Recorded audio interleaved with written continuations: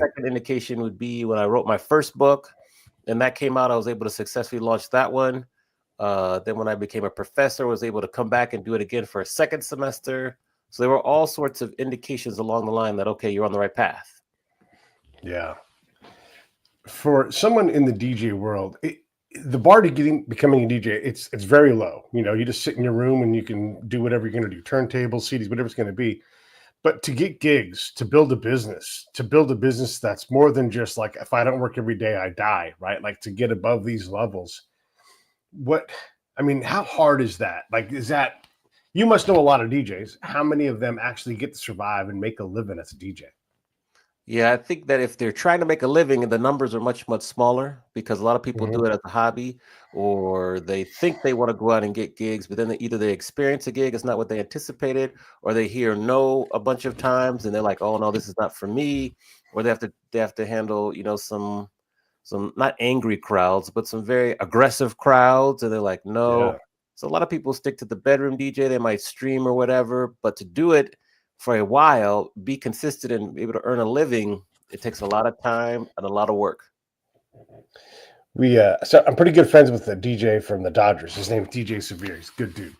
And I hired him to play my girl's 50th birthday party, right? It's a couple years back.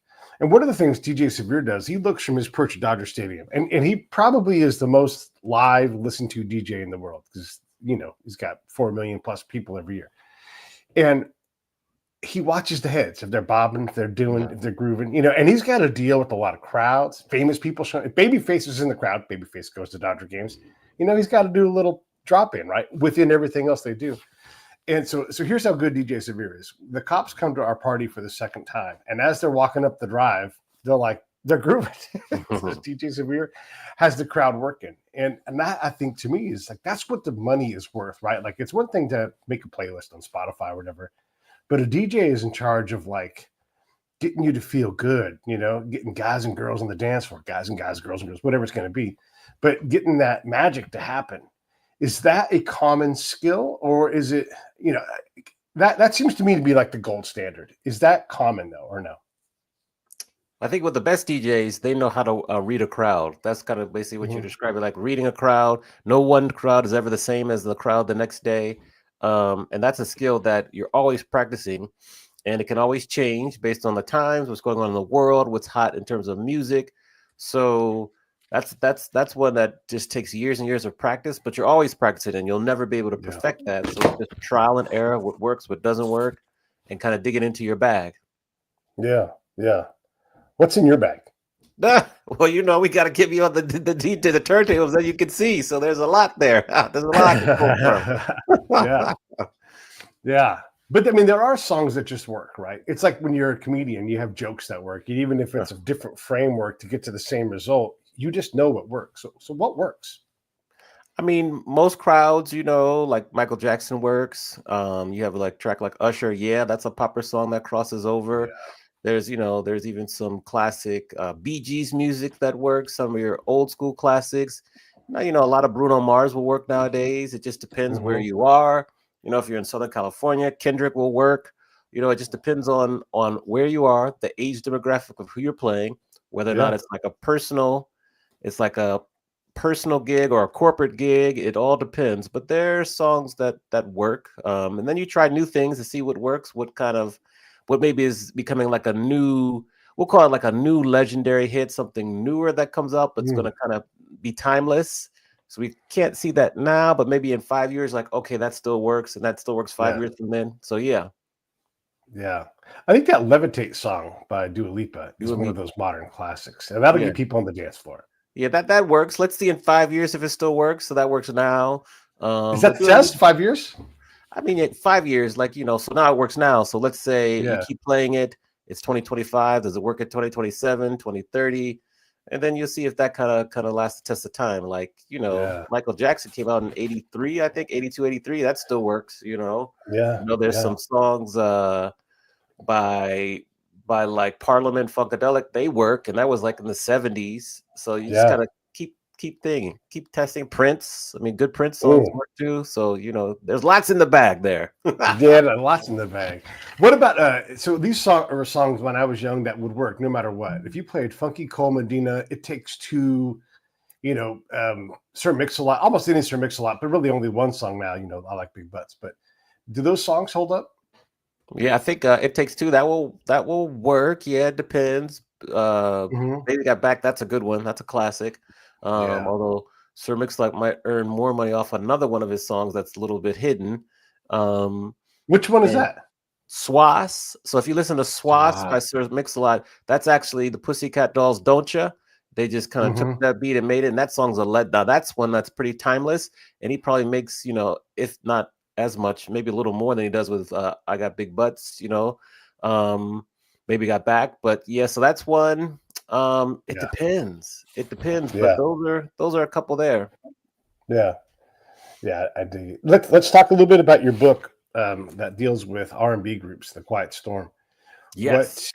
Yeah. What did it take to write that book? Because look, I'm writing several different projects right now. Some of them are books, and it takes forever, And it's a big swing, right? Like you put it like if you ever want to get intimidated about writing a book, go to big Barnes and Noble and realize that you're trying to compete with all of these books. Yeah. That Yeah. isn't maybe why you write a book, but it is daunting, right? So you write this book about this history of R&B groups and what that was like for them. I guess let's talk about that journey. Yeah, writing a book. It took me 4.5 years. I did the research for the first kind of year and a half, 2 years, then began to write the book throughout the next 2 or 3.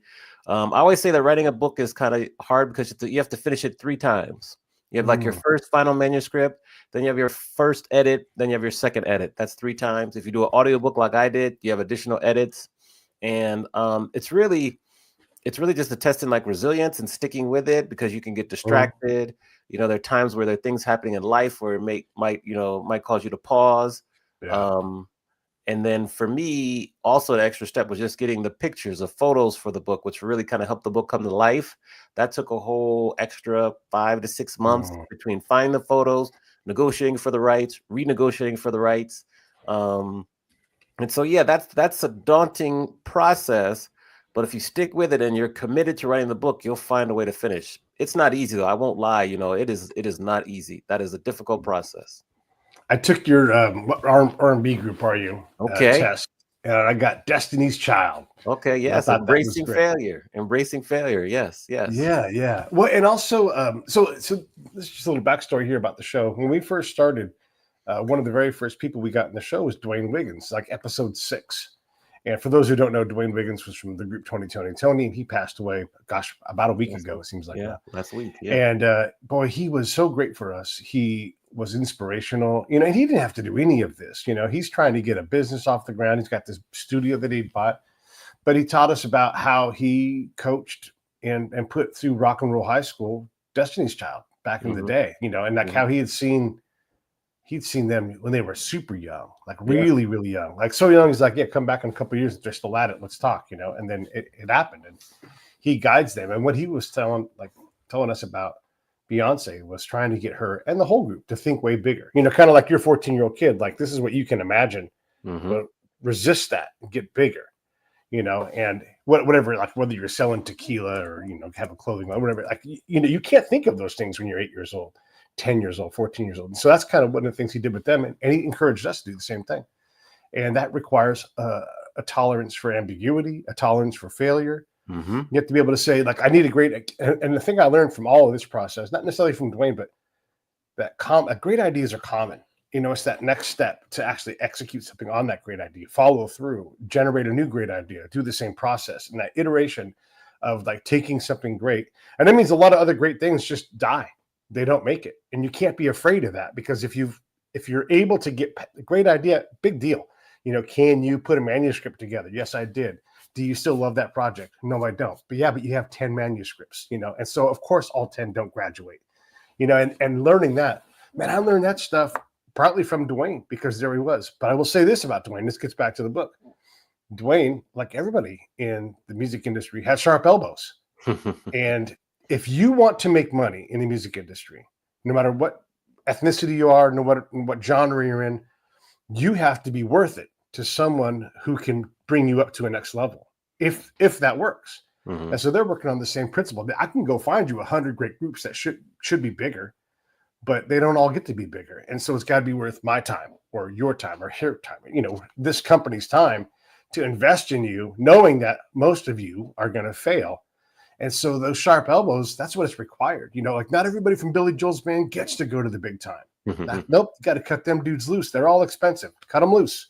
Chop heads. I got to chop heads with my best friends. Yes. And so you got to have sharp elbows because it's fucking business and it's not gentle.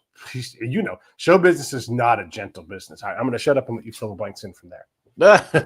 Well, I mean, Destiny's Child, before they were Destiny's Child, was Girls' Time, and they were on Star Search with Ed McMahon, and they actually lost. Came in second place to a group called the Skeleton Crew. Now, have you heard of the Skeleton Crew? Never. Mm-hmm. They kind of revised themselves, reinvented themselves, embraced the failure. That's who you got in the R&B quiz, and came back stronger than ever. And so, there's, I think, the underlying characteristic, the grit attribute that is underlying most all successful R&B groups is resilience. That's it. I love the story of the Whispers. It took them 23 years to get their first Billboard Hot 100 Top 10 hit. And I just have the utmost respect for them because they were in the industry in a time period where sometimes they wouldn't even put the pictures of the artist on the record albums and things like that. So they went through a really, really challenging time and still were successful and still tour today. So there's just stories upon stories in the book. I'm proud. But to go back to your original question about just the process, like if it means something to you, you'll find a way to see it through. Yeah. I love that you brought the Whispers up. We're tied pretty close to the Whispers here on this show. The drummer who tours with the Whispers now is a guy named Richard Guam. He's a dude from Guam. And my co-founder of the show, John Leon Guerrero, he's from Guam also. And those guys are both drummers.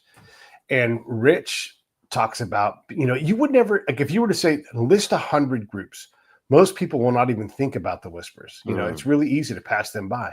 But those guys get to go out. They get to make a real living playing Whisper songs. And maybe you can't even think of 2 or 1 Whisper song. But if you put them on, you're going to know them. Yeah. And they're going to be great. And these guys tour all the time. And it's amazing how right in front of your face, like I'll say a nameless band, right? But they're a real band who break through. You would dream for that career if you were on your way up, like, oh man, if I could be touring late into my life, playing my original music, it would be like, just you would be so satisfied to know that you were going to make it, right? And yet, there's the Whispers. They're doing it, but it's not easy. Again, it's still not gentle. Yeah. And if you don't have those Sir Mix-a-Lot tunes that get picked up by somebody else and those go huge, you're scrambling all the time and you're making life decisions. Like, hey, can we afford this? Can we go out? We have to charge. And I don't know what the Whispers cost, but I'll tell you right now, it's more than $50,000 to make that band show up somewhere because it's got to be worth everybody's time. And it's not just 5 dudes carrying their equipment. It's a lot. It's hard. And it's amazing that they can do it.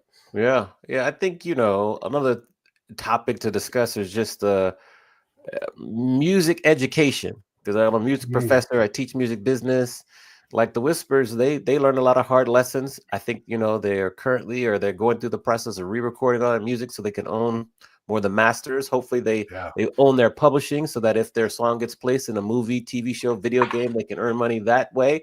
So they don't always have to, break their backs touring. They can get mailbox money, as we call it in the music industry. And so I just think that there's so many lessons out there.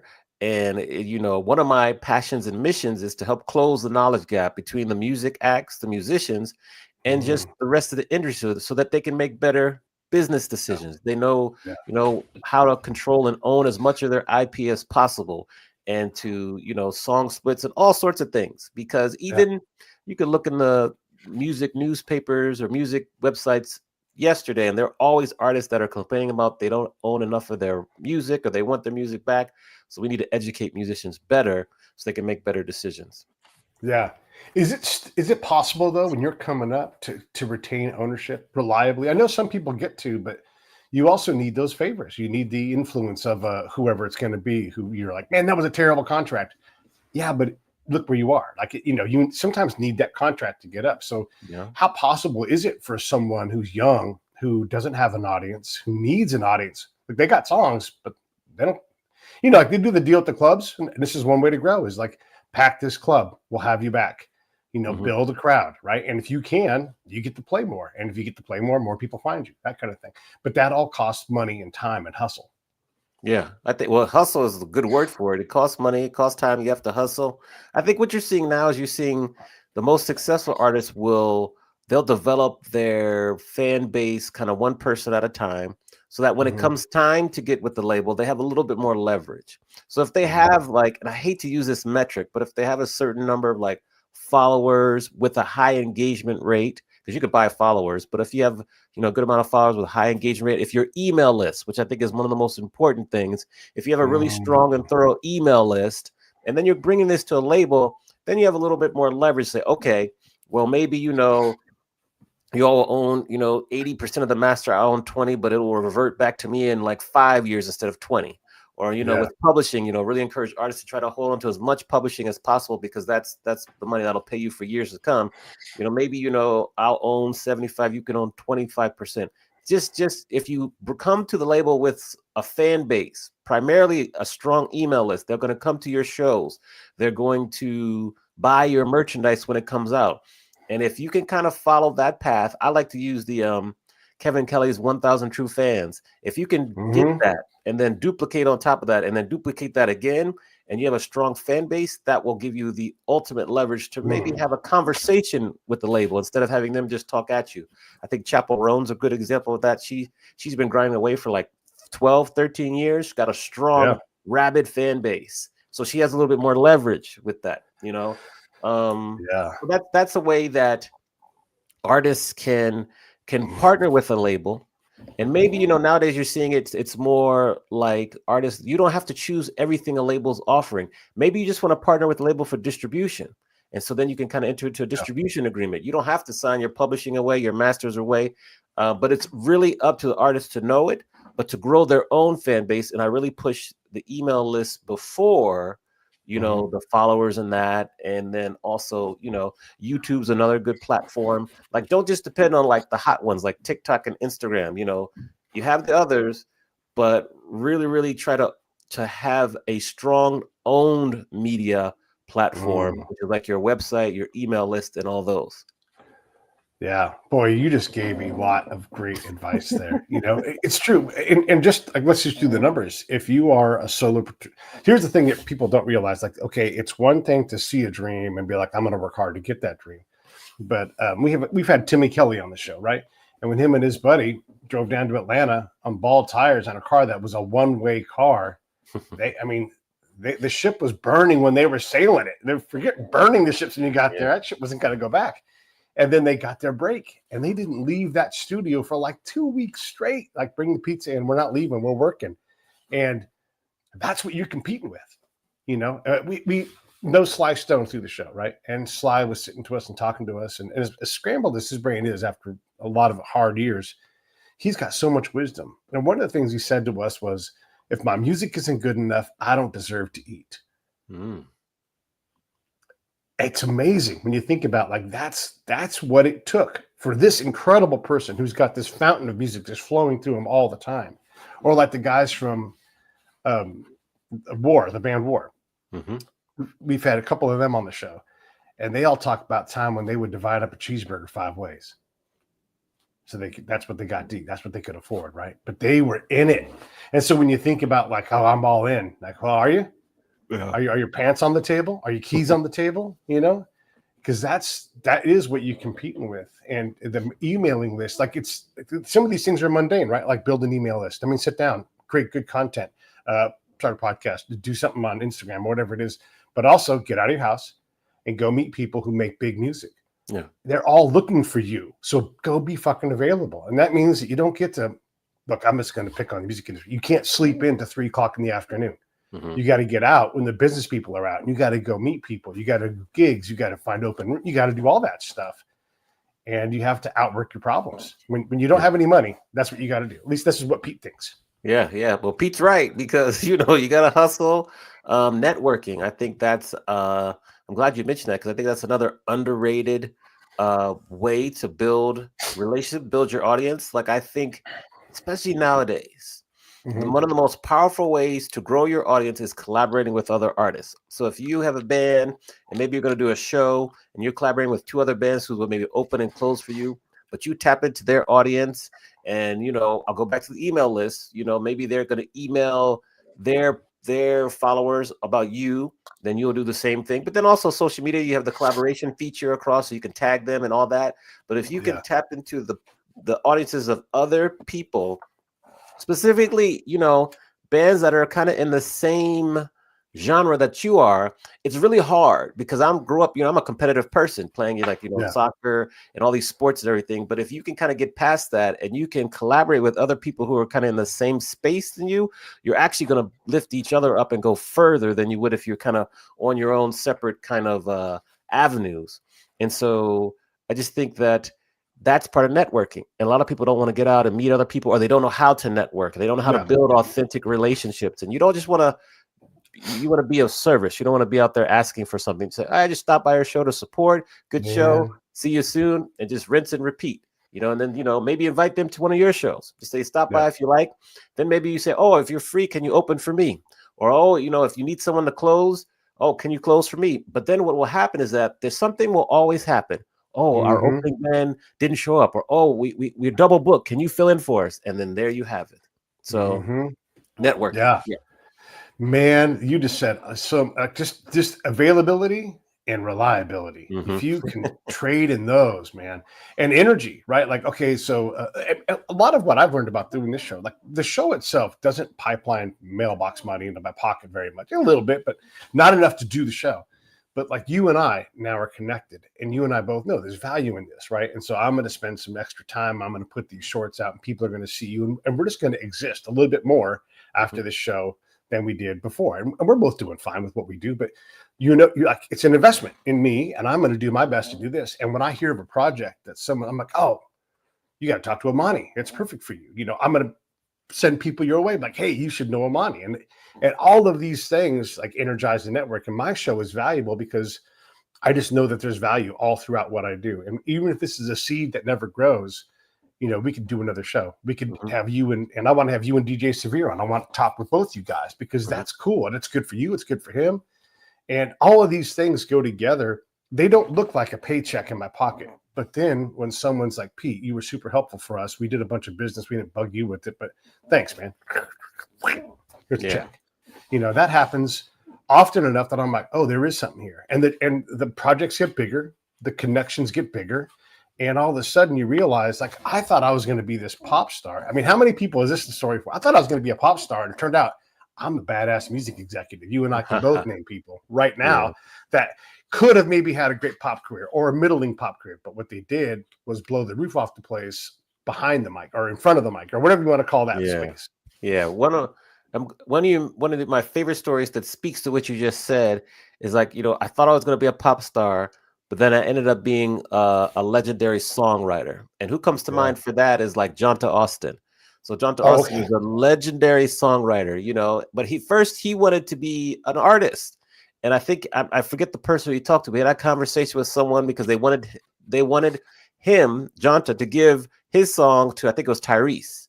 And he didn't want to do it at first, but his confidant and his mentor said, look, if you do this, it's going to open you up to more opportunities to work with other singers. And then he ended up working with like Mariah Carey on some legendary songs and other artists. And so he is like a legend behind the microphone, like writing the songs. He's got an amazing pen and he's known for that. And now artists are sampling his work now. So he continues to get paid. And so a lot of people think they want to be a pop star or R&B star, but then they end up being like a legendary songwriter. Sometimes it happens in reverse. I love the example of like Sia.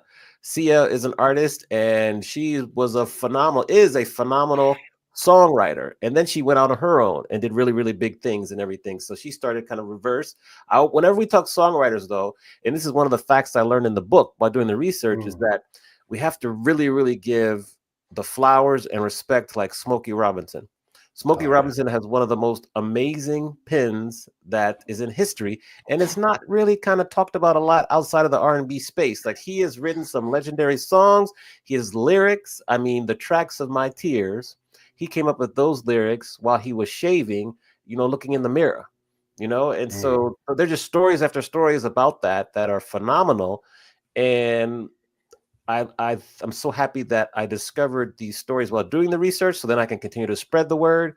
But to go back to your point, like songwriting is a great way where people think they're going to be a pop star, but they end up being an amazing songwriter, and that pays very well.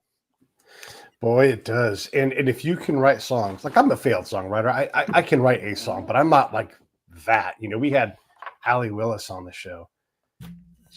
You can do she could do anything with music. She just knew it and she felt it. And so you're right. Like if you have that talent, gosh, there's so many names to think about in the country music thing, especially nowadays. If you can write a song, there's a guy named James Otto, probably never heard of this guy, but he's very successful, especially in Nashville. And he can write songs. And he's one of those guys. He's a classic picker. He's like, he'll stay up all night with you, drinking, playing, singing, and you'll have a great time. But he figured out the songwriting part. And when the Zac Brown band came to him and said, hey, man, get ready. We're going to go to #1 with this one, and your life's going to change, because he wrote songs and became present. And Zac Brown's like, fuck yeah, let's go. Like, you've got a great song. That's what we want. That's what you want. And you can make it. Pebbles comes to mind. Yeah, Pebbles was hot back in the day, and then it turned out she was better at finding talent and getting it to grow. I mean, it's amazing what you can do if you don't limit yourself to pop. Yeah. With Pebbles, though, like Pebbles and TLC, and there's a whole big story about how she owned their name, and they're one of only two groups. TLC is one of only two groups, American groups, to ever have the honor of having a diamond status album. That's 10 million units sold or more. But they went bankrupt. And that was the issue with like Pebbles and owning their name, owning the songwriting, the publishing. Like they had no money. They were winning Grammys and they were broke. So with Pebbles, there's probably a lot more to the story in terms of Pebbles and TLC, but that came up in the research too. And so that there's probably a lot more to dig into with her and with that group too. Yeah. And to be fair, we've talked about this, right? Like, if Pebbles can blow your group up, she can take Chris Brown and do something with him and all these people, she's going to want her end of it because she does what she can do. And so, yes, 100%, it's predatory as fuck, right? But also, hey, go make up some songs, go learn how to write. Another group where this is the same thing, where the elbows are sharp, is En Vogue.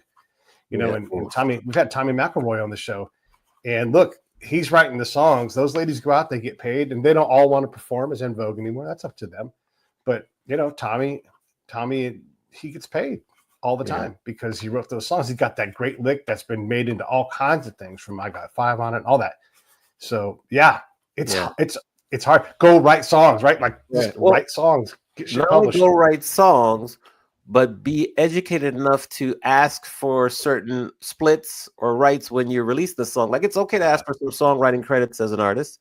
You're singing the song, you might want to change some lyrics around, ask for some songwriting credits. It's okay to ask for a portion of the publishing because that's going to be your investment in your future. But the challenge was that for artists for so long, didn't even know to ask for that. And that's all I'm saying is that just know enough to say like, okay, well, if we're going to do this song, maybe you have 80% of the publishing. Can I get 10%? Or, maybe, you do the songwriting, you get 65, let me get 35 because I'm going to help you with the lyrics. I'm going to sing in a certain way. Or I'm going to help you with the melody and the harmony. Like, just ask for certain things and you're going to set yourself up for long-term success because the song's going to pop off and you're going to get, maybe some mechanical, a lot of streaming revenue, although there's not a lot of money in streaming. But you want to set yourself off for 5 years from now. I always use the 5 years, that you could still be getting paid even if you're not as popular as you once were. Yeah. No, I mean, that's all exactly right. And again, this is all part of that. Like, this is a business, right? This is okay. There's lifestyle in it, but don't get so caught up in the lifestyle that you're not doing your phone calls, doing your emails, getting out to gigs. You've got to exist on a number of planes, and that, guess what? It's fucking work. You got to be CEO. You got to be marketing director. You got to be salesperson of the year. You've got to be songwriter of the year of your organization. You need to be so powerful that someone's like, Jesus Christ, Amani, I see what you're doing. Let's get you some money. So you can stop doing some of that bullshit you're doing. They got people that do bullshit. Let's get you some cash, And that the DOC was talking to me. He's like, if you're great, money's going to find you because people are going to see that you're great. They're going to want to invest in that. And it's just true. If you are producing things, making things, and cranking, either you're going to figure it out for yourself, or someone's going to come in and help you. Yeah, yeah. You gotta be HR too. You gotta be the HR department too, because Oh my you gotta make sure you manage your benefits and mental health too. So God. all Yeah. those market. I think you mentioned marketing. I think marketing is one of the hardest one because trends change so fast, algorithms Mm. change so fast. So Oh you my really gosh. you're creating content like that is a grind. Like for my book launch, I created a massive amount of content and putting out things. And if you had to do that 12 months a year, 365 days a year, that's a lot. So marketing is a tough one because you have to be on it. You have to pay attention to what's working, what's not working. And this is all in addition to still creating more art too. So Hmm. so it's very interesting. So when you mention marketing, I agree because that's a big bear in itself. Yeah, and I didn't say PR because that's part of it too. If you like, there's people who can touch you, and then you can go golden right there at that moment, whatever it is. There's a lot of people that just have that thing, and if they say, "Hey, this person's awesome," boom, here comes a flood, and that might get you 500 of your 1,000 that you need. Mm. And for people who don't realize, like, that's not a big number, but try to be the Globetrotters, and for 100 years put 2,000 people in a gym anywhere in the nation. That is not easy. It doesn't seem like a big number, but it's big, because if you get $3 from 1,000 people every month, that's a living. It's not Yeah, a good living, but if that money is always there, and if you can do it once, you do it twice. yeah, Maybe you don't get to do it a third time, but all of a sudden you're talking about a decent chunk of change that allows you some relief from some of the extra stuff, and you can hire someone to yeah, do yeah. your posts on social media or whatever it Yeah. is. Well, if you go back to like the Kevin Kelly, 1,000 True Fans, the whole Yeah, premise is that if you can get 1,000 people to spend $100 on you every year, that will get you $100,000. That's a decent living, if just to start off with. But then if you can duplicate that, maybe you get them to spend 150 or $200 a year, or you get yeah, 2,000 people to spend $100 on you a year. That's that's the concept that I love to teach, especially up and coming artists, because yeah, if you can find 1,000 people to spend, or some derivative of that, $100, then you can kind of start to duplicate and to grow. And yeah, that's better than looking at it and trying to get to like 1 million followers. Just take it yeah, small steps, yeah, tiny steps, as we say, and go from there. yeah. Absolutely. There is you're a Southern California guy, sometimes Vegas guy, and if you just were the person that you called when someone didn't show up, you make a whole living out of that. Hmm. That's premium rate. You'd be like, "Hey, yeah, I'll show up. It's $10,000." Like, Yeah, yeah, yeah, that's not a problem. Don't worry about that. Come on down. Whatever it is. But just being that person, there's so much. And I'm just talking. This is a big metro area, but if you're in a big metro area, which where musicians make their money, and you're the person that can fill gaps, and then all of a sudden you get hired as a premier person because you're great at whatever it is. It doesn't have to be pop. We always think about like pop music as being the thing, but if you can blow on a microphone and have a cellist behind you and sing a certain number of songs, or a pianist, you can make a living doing that. And it sounds like, nah, it's not all that great. I don't want to be a torch song person. You know what? There's a living there. And if you can yeah, find that living, whatever it is, invent your own living, but you don't have to just get stuff played on the radio. And I would say that more than ever, I fancy live music. It doesn't have to be gigantic names. I just want to see someone out there really doing their craft. And I'm desperate to put money in the bowl for them because yeah, I see them doing it. And I don't want to hear a pad, not even a keyboard, a pad. I don't want yeah, to hear that. I yeah. want real music. I want real emotion from somebody. I want real strings. You show me that, I think that's valuable. I'll go dump money in the bucket. Yeah, yeah. What comes to mind when you say that is a phrase. They say there's riches in the niches. And so that's what comes to mind when you say that. Yeah, yeah, yeah. And look, it is work, right? And so maybe you don't want to play a violin version of It Takes Two, but if that's what gets people going, there's people that do an entire career of being a pops performer, like, and they'll go on a tour and they'll sing the classics with the symphony behind them. And you're talking the Hollywood Bowl, every giant symphony house in the nation is available to you if you can build an audience. And that audience just isn't that big, because when you do these tours, a lot of it is season ticket holders who are going to show up because they're like, "Oh, I've never seen this person." And so they'll take a flyer on you because the venue has sold the ticket for you. It's not easy to get to that level, but that's a job that nobody thinks about. Yeah, yeah, I agree. Yeah, it's just finding your space and then just trying to be the best that you can be within that space. I agree. Yeah, yeah. Yeah. Is there still such a thing as R&B, or is it different now?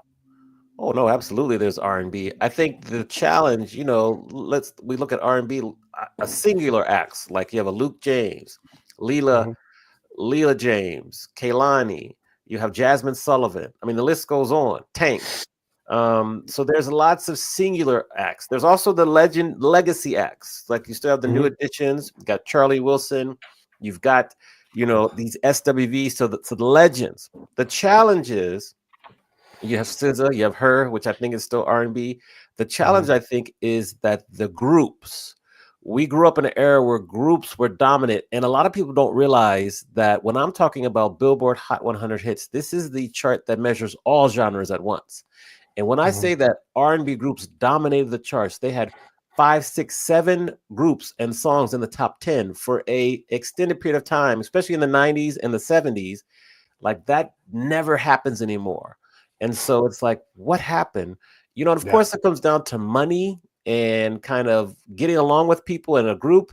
But I always will counter that argument, which I agree with you say that, but K-pop has groups that are doing phenomenal across the world. So the Yeah. group model still works. It's just how can we get now R&B to follow the same model that K-pop is doing when K-pop groups really are following the blueprint of the most successful R&B groups in history, whether it be the Supremes, TLC, Boys to Men. When you look at the K-pop groups of today and how they set themselves up to be successful with their videos, Hmm. you look at a K-pop boy video, it looks like a New Edition video or a TLC video.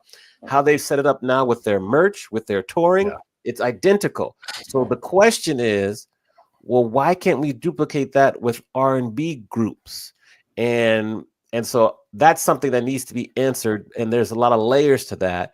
But because we need some new people to come along, just like how we have some new acts like a Jasmine Sullivan, you Sure. know, we need to have new groups that are similar to like a TLC or like a Boys to Men or like a Jodeci.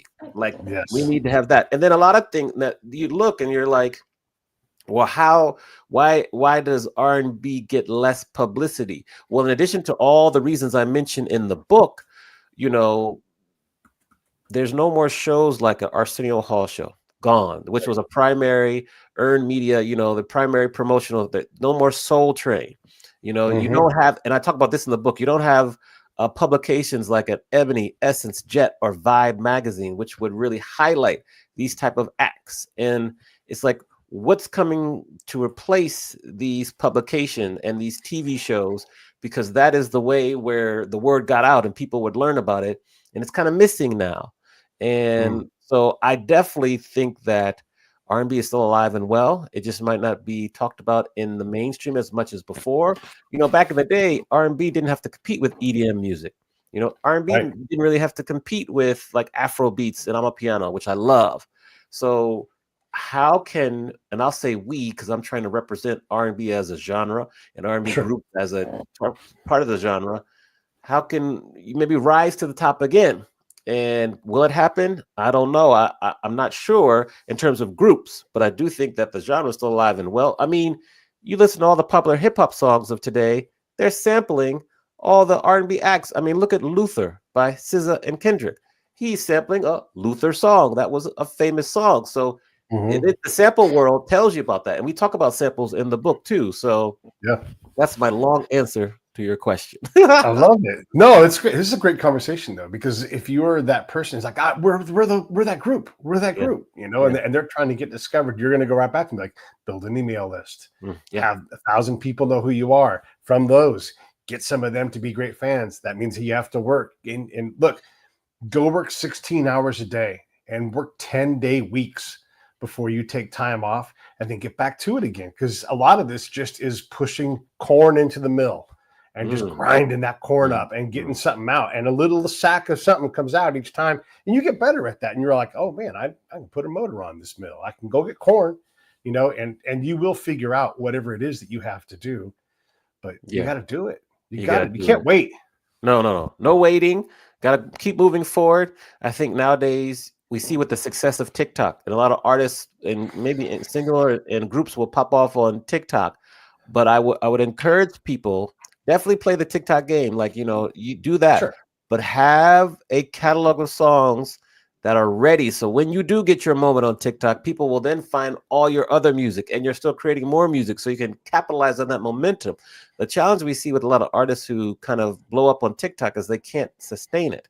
And when you get them to perform live in person, as like, you say you want to be moved, they just don't have that skill set. So if you got to play the TikTok game, but make sure you've got your live show locked in. So when you get your time, it's like, whoa, this is what's up. I'm trying to think of the artist who actually did well with this.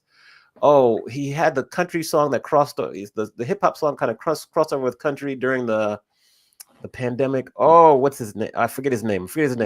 But yeah, I gotta. Either way.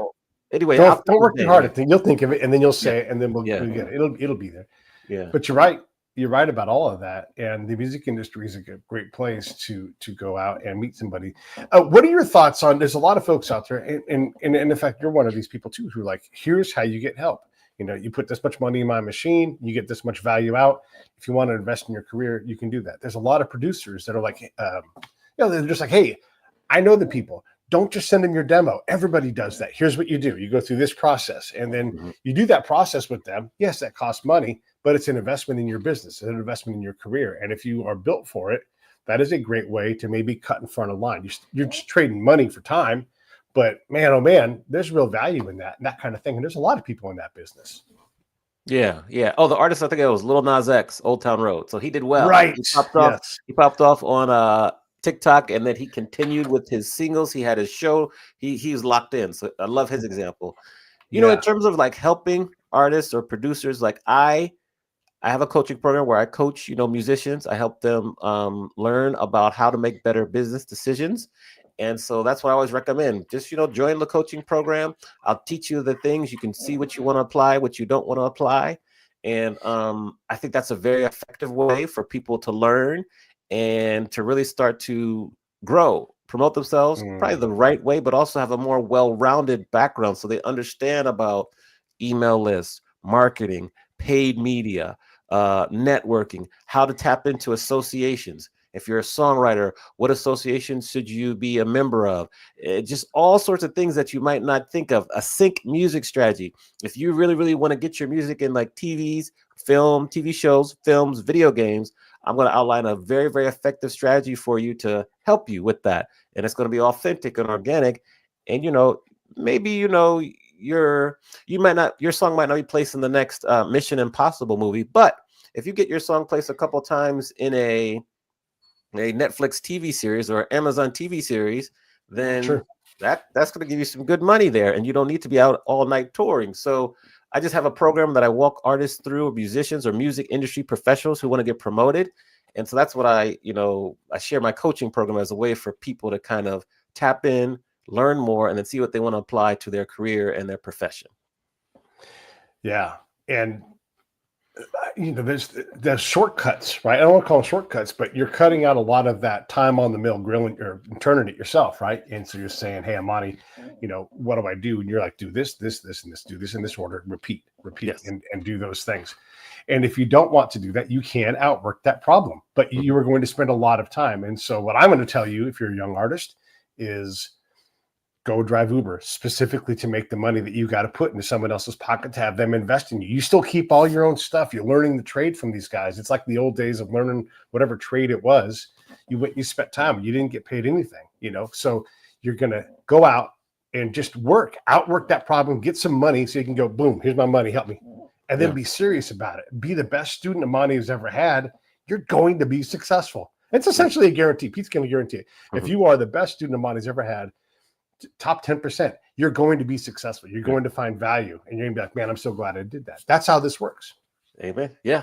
That's great. I'll take you on the road with me. Just repeat that everywhere we go. Repeat that. It's true, man. It's true. You can go to I think the site is like amaniexperience.com/call. We set up a free call for you, and we can go through what your goals are, where you're at. I can make some suggestions, and we can figure out if we work well together. But you're right. The more you invest in yourself, the better off you'll be in the long run. Right. I'm going to put that up here too. AmaniExperience/call. Just make sure that it works when I type it. So feel free.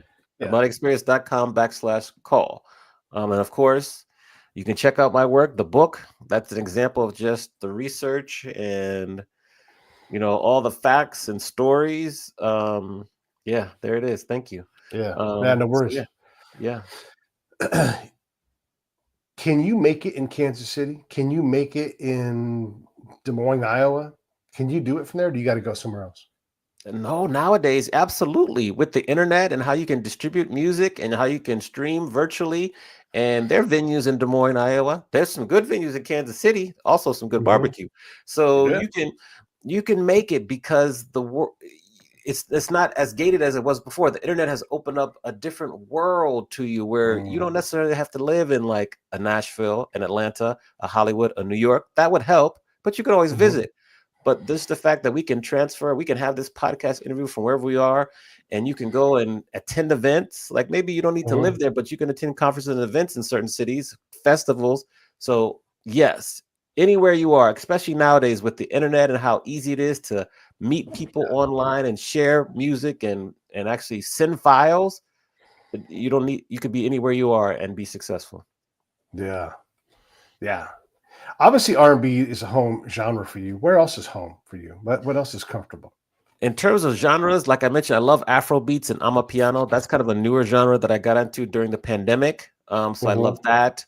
I like a little bit of country, pop, hip hop is also really strong as a DJ. You got to kind of cross over, do that, or reggaeton. So I love those genres, but of course, like R&B is my home, my true north.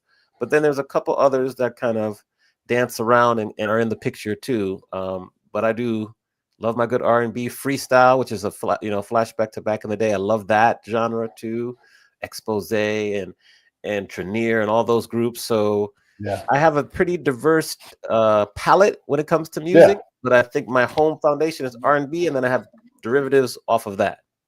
Sure. Sure. That makes a lot of sense.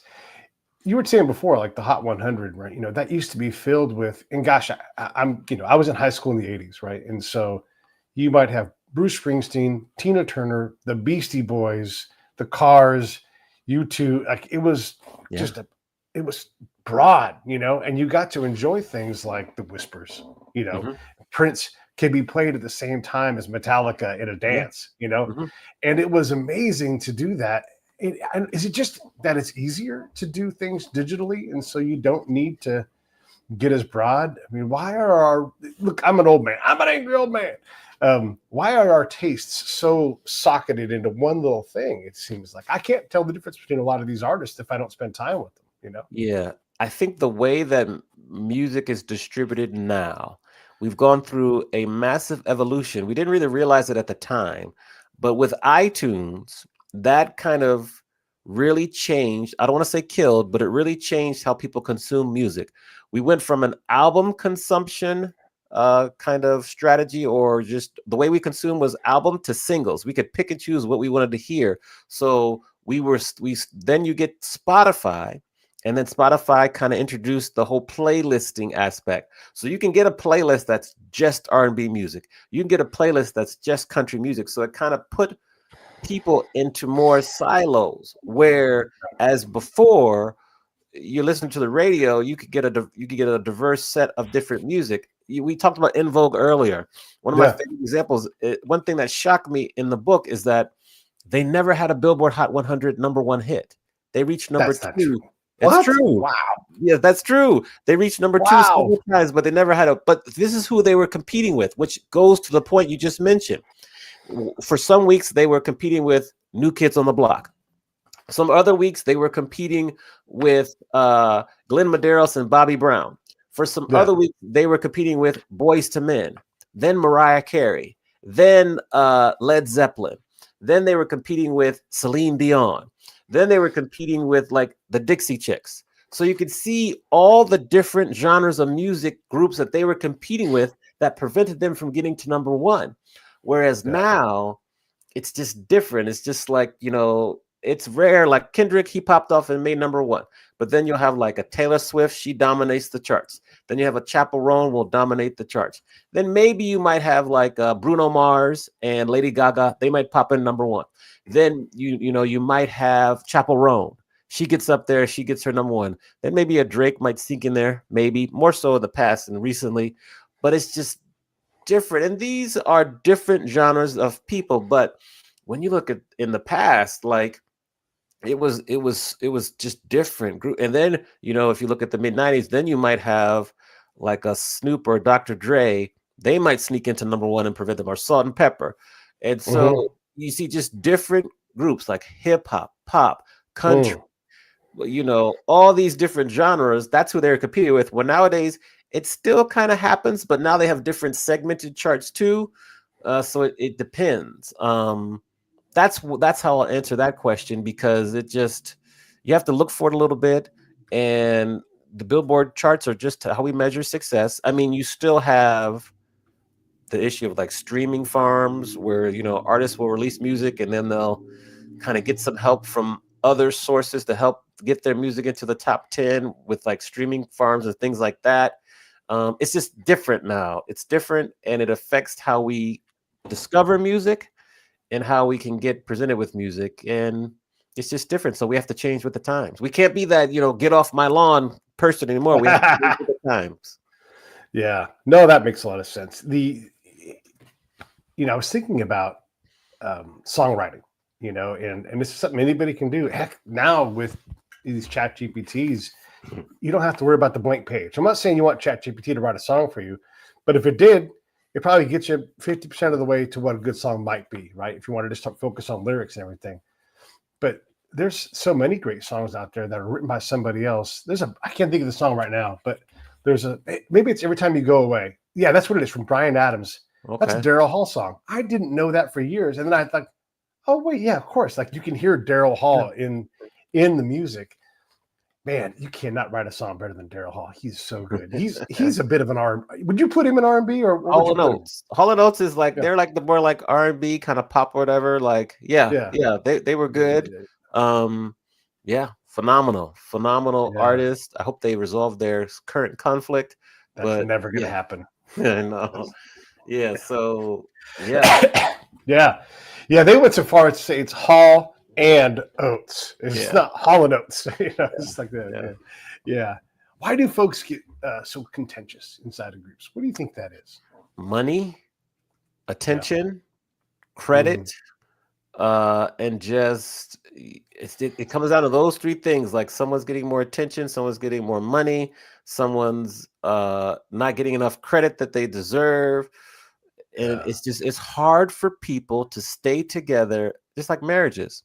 It's hard for people to stay together for a long period of time, experience ups and downs, maybe have their feelings hurt, and stick together. It's really hard.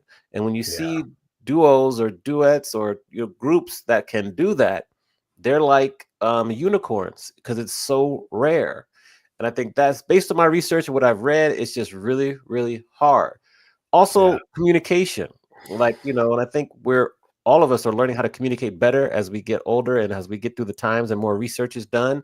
But I think especially back in the day, maybe communicating, it wasn't as effective as it is now. And so that's what I think. That's why I think that it's just hard for groups to stay. Even groups that are made up of family members have issues. The Isley Brothers, they had some issues with some Anything Brothers.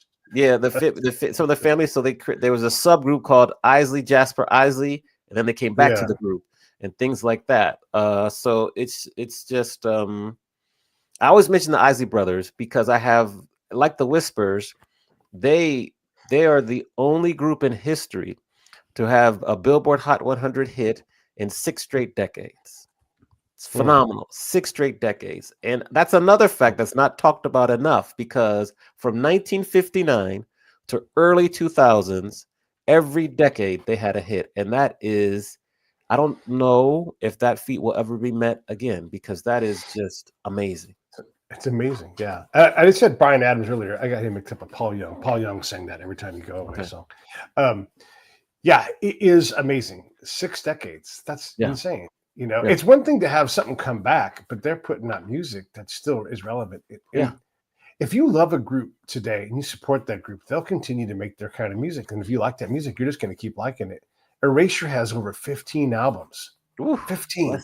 Yes, that's good. Who knew? And it might be 20 by now, because Andy is just prolific. He's not going to run out of ideas, and he's going to keep writing songs, and those dudes are just going to keep having a great fucking dance party, And when you go see them live, it's going to be a theater show, which is nothing wrong with that, but that's the kind you're going to get. I think it's a perfect venue for those guys because it's a dance party. That's what happens when they come out and play, and you're going to have a good time. I saw Charlie Wilson at the Hollywood Bowl.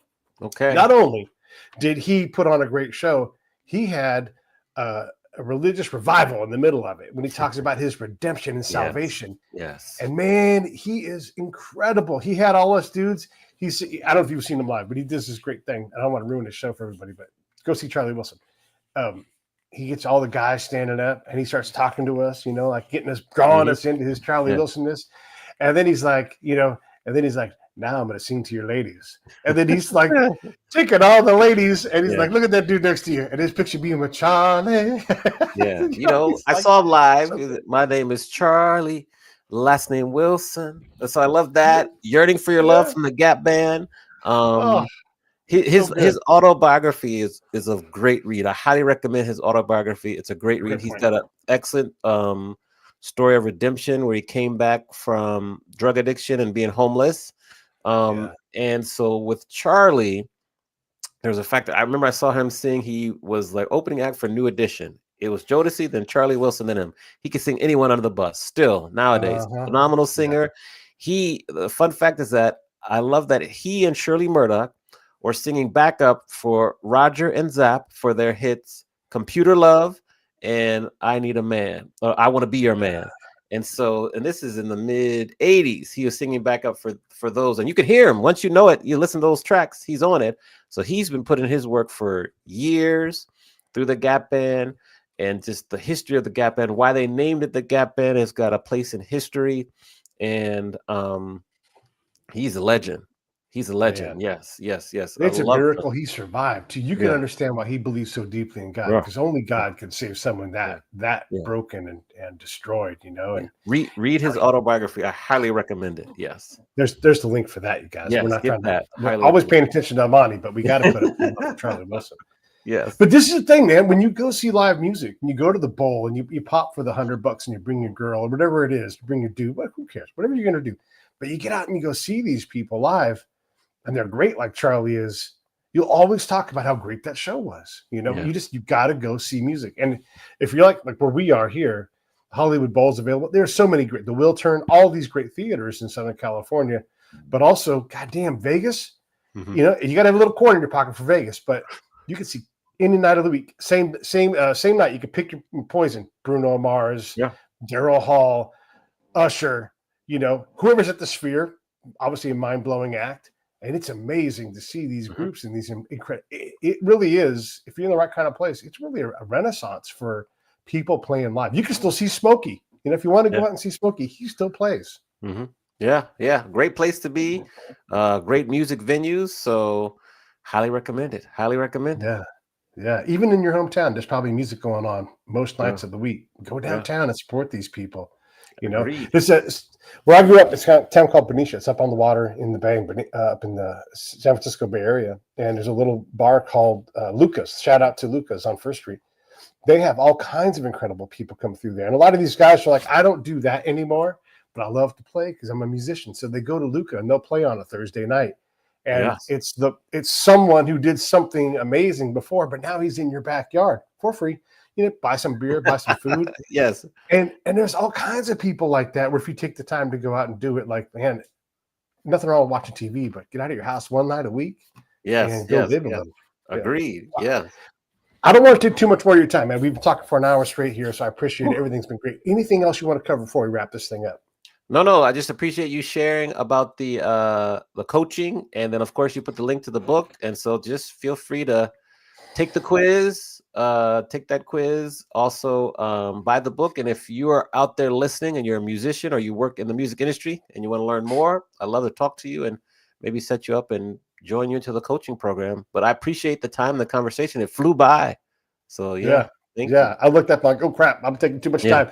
All right, let me hang up on this thing. Everybody else, I'll see you all tomorrow. You've got a great show coming up. You're going to love it. And I'll talk to you in a second. I'm going to hang in there and I'll say goodbye. Cool.